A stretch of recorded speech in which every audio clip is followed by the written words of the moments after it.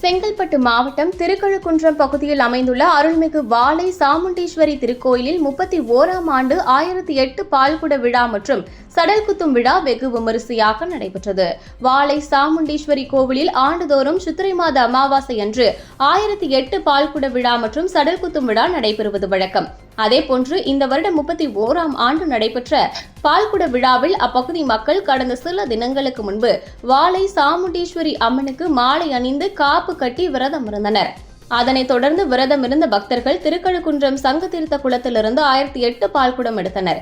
இதில் பெண்கள் மற்றும் குழந்தைகள், பெரியவர்கள் என பலர் பால்குடத்தை எடுத்து முதுகில் சடல் குத்தியவாறு ஆட்டோ, கார், லாரி, கிரேன் ஆகிய வாகனங்களை முதுகில் சடல் குத்தியவாறு வாகனங்களை இழுத்து சென்று நேர்த்திக்கடன் செலுத்தினர். பின்னர் வாளை சாமுண்டீஸ்வரி அம்மன் சிம்ம வாகனத்தில் புஷ்ப அலங்காரத்தில் எழுந்தருளி பக்தர்களுக்கு காட்சியளித்தார். அதனைத் தொடர்ந்து சங்க தீர்த்த குளத்திலிருந்து புறப்பட்ட பால்குடம் சன்னதி தெரு, மேட்டு தெரு, கவரை வீதி, பேருந்து நிலையம் என முக்கிய வீதிகள் வழியாக ஓம் சக்தி பராசக்தி என கோஷங்கள் எழுப்பியவாறு ஊர்வலமாக சென்று ஆலயத்தை சென்றடைந்தனர். அதனைத் தொடர்ந்து பக்தர்கள் நீண்ட நேரம் வரிசையில் காத்திருந்து அவர்கள் கொண்டு வந்த பால்குடத்தை கொண்டு அம்மனுக்கு பால் அபிஷேகமும் செய்தனர்.